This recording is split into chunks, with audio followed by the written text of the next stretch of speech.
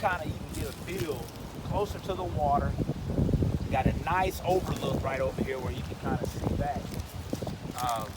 This is, to be honest, this is really what living is really about. Is trying to get out here, get on the scene, kind of get out here and reflect and think about exactly, what life is really about.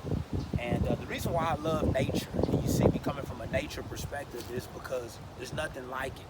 I mean, as simple as an acorn dropping right here behind you, I mean, it's unbelievable.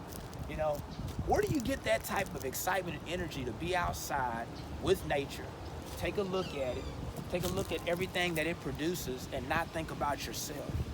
I mean, that's the reflection of science. And that's really the mystery of what a lot of people don't really consider science to be a part, is nature versus itself. And we're a part of nature. And, you have to ask yourself when you wake up in the morning, you think, what am I doing today?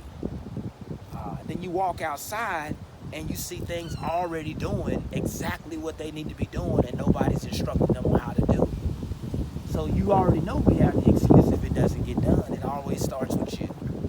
And to me, that would be, the main thing that I would think when you come outside and you look, and you take a look at nature, and you look out, and you see, the main thing I would take from that is that what am I doing every day when I get up, starting with me? And that's the energy that it'll bring back to you.